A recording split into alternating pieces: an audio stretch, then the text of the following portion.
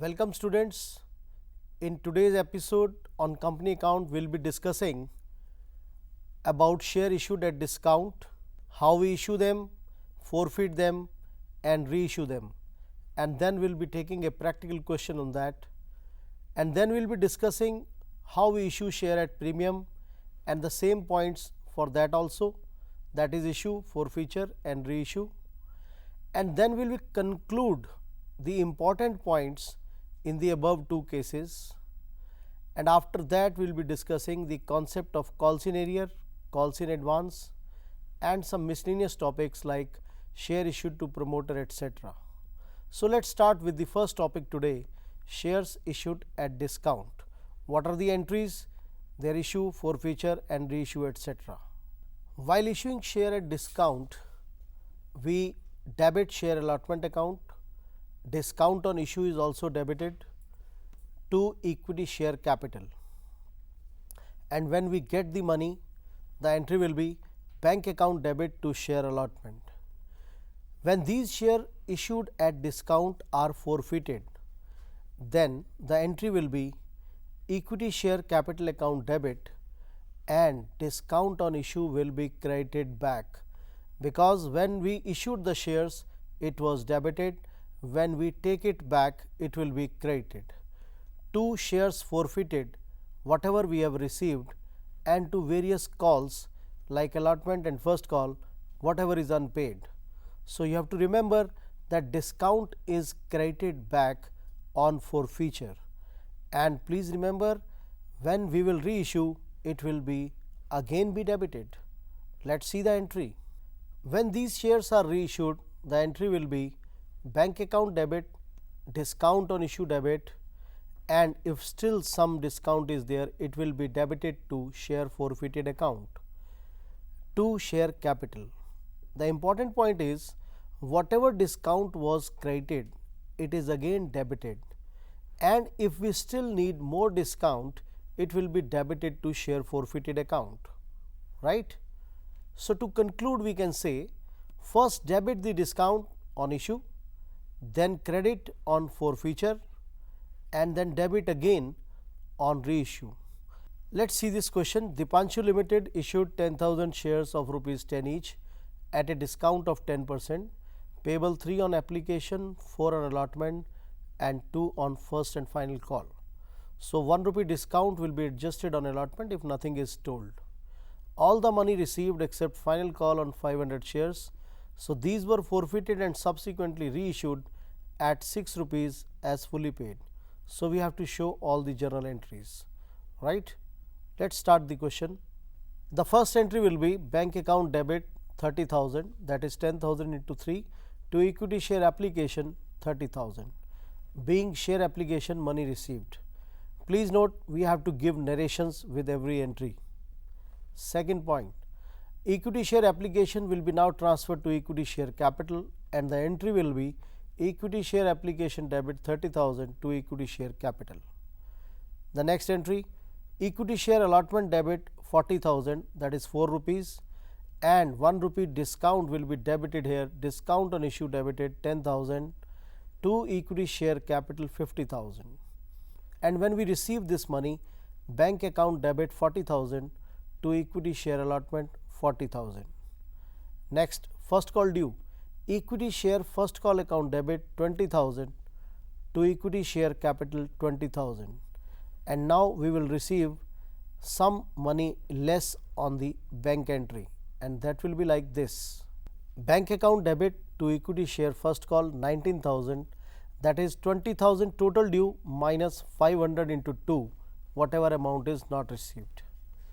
In the next entry, when we will forfeit these 500 shares, the entry will be equity share capital account debit 5,000, that is 500 shares into 10 rupees the called up amount, and discount on issue will be credited. I have told you, whenever we are forfeiting the shares, it will be credited.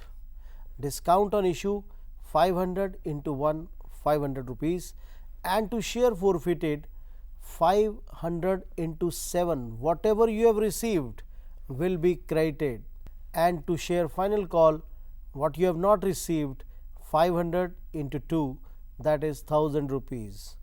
So please remember, discount credited on forfeiture and share forfeited credited with the amount received, and the final call whatever you have not received is again written with the name share final call 1000 rupees. In the next entry, when we reissue these shares at 6 rupees, the entry will be bank account debit 500 into 6, that is 3000, discount on issue debit 500 into 1, 500 rupees, and share forfeited debit 500 into 3, because you still need 3 rupees discount, as you have issued at 6 rupees, 1 rupee was discount, and the remaining 3 you will be using from share forfeited account, that is share forfeited debit 500 into 3, 1500 rupees, and to equity share capital 5000. Now, out of total share forfeited 3500, you have used what amount? 1500, and the remaining will be your profit, and the entry will be share forfeited account debit to capital reserve, that is 2000 rupees. So, our next case is when shares are issued at premium.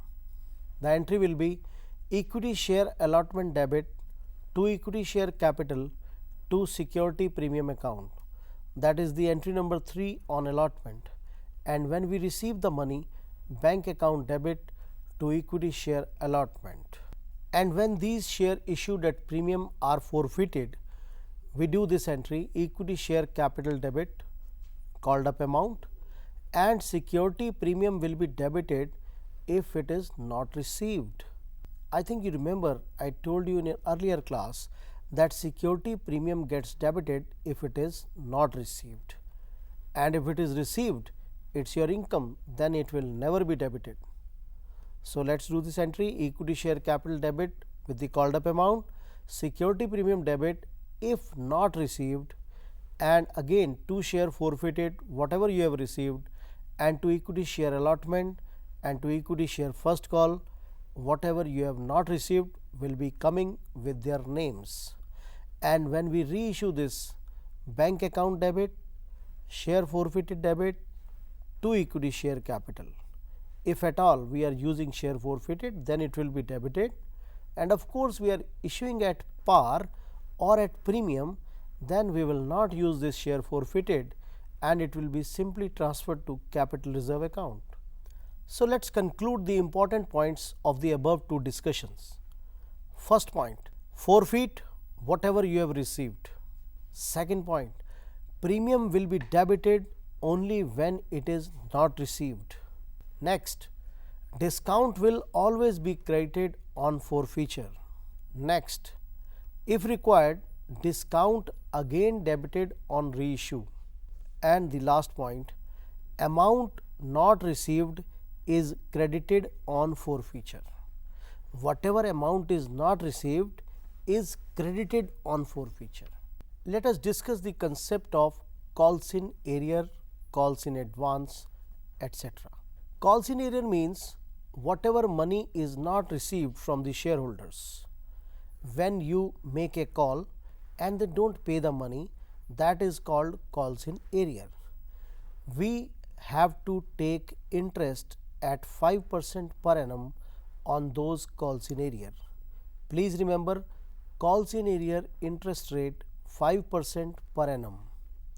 Now, directors can waive this interest, means they may take, they may not take, in the best interest of the company and shareholders, right.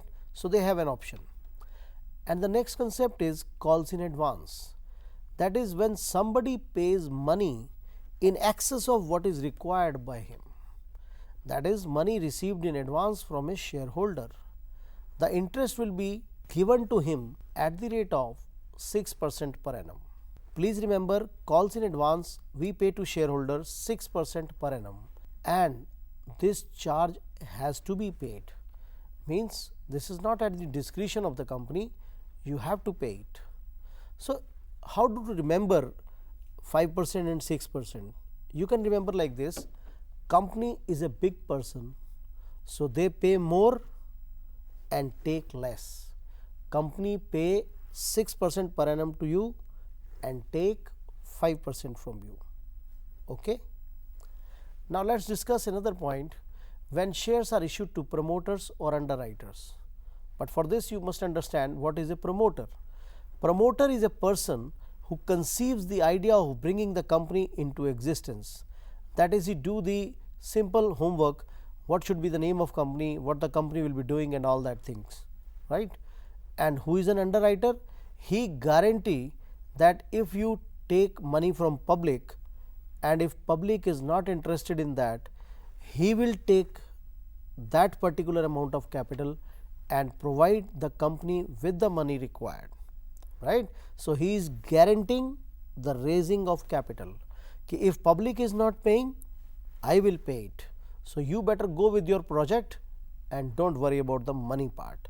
So, please remember, promoter means who bring the company into existence and underwriter means who guarantee the money part, right, money part. When we issue the shares to promoters, these are considered as formation expenses, that is goodwill. So, you can name formation expenses or goodwill, whatever you like, both are okay. So, the entry we make is formation expenses or goodwill account debit to equity share capital. Now, this is for promoters, right, but when we issue it to the underwriters, so let us think about, if we are paying underwriting commission to the underwriters, what will be the entry? Underwriting commission is an expense, it will be debited, and to underwriters they will be credited because we have to pay the money to them. And when we have to take money from them, then underwriter will be debtor for us. So, underwriter will be debited and equity share capital will be credited. So, when we are paying commission, they are our liability, and when we are issuing share, they are our asset. So, we have to take money, right, and then we will make a net entry, whatever we have to give or whatever we have to take. Suppose we have to take money from underwriters, then it will be bank account debit to underwriters, or if we have to pay money to them, then underwriter account debit to bank, that is debit the receiver, credit what goes out. Okay. Let us start with some miscellaneous concepts like under subscription of share. When the company invite application for shares and the application received are less, in that case we will issue only those number of shares which are actually applied by the public and not the issued capital. So, effect is that our paid up capital will be less than the issued capital, because if public has applied for less, how can you give more to them? They have not applied for it. Okay. Oversubscription of share means when public applies for more share than demanded by the company. So, it is a case of oversubscription, but the company can choose any of the following options. First, either they can refund the excess money and allot to the remaining, or they can allot pro rata to all applicants, or there can be a combination of both the cases. But please remember, company cannot issue more share than what is actually offered to the public. Maximum capital they can give is whatever they have offered to the public. Let us talk about what is sweat equity shares. Section 79A of Company Act says, if we are issuing equity shares to employee or directors at a discount or for consideration other than cash, because they are providing technical knowledge or their intellectual property rights to us, right, they are doing something for the company. So, you are issuing to them the shares at discount, that is called sweat equity share. Now, what is right shares? Right share are those share when company offers share to those people who are existing shareholder, they may take whole or they may renounce some of them. Renounce means they may say we are not going to take it. Only after that a company can issue the shares to general public when they have decided whether they are going to take or not take. If they are not taking, only then general public can be given those shares. Let us talk about a concept, buyback of shares. Section 77A. when a company purchases its own shares itself, that is called buyback of shares. It can be done through a fresh issue of shares or other specified securities, or it can be done out of free reserves like general reserve and P&L account, or it can be done out of security premium account. So, in today's discussion what we have done is, I have told you about some issue of shares at discount, at premium, their entries on issue, reissue, forfeiture, and what are their important conclusions, and then we have talked about some miscellaneous topics like buyback, etc. So, in the next class we will be starting with a new chapter, and that will be issue of debentures. Right, till then, thank you very much.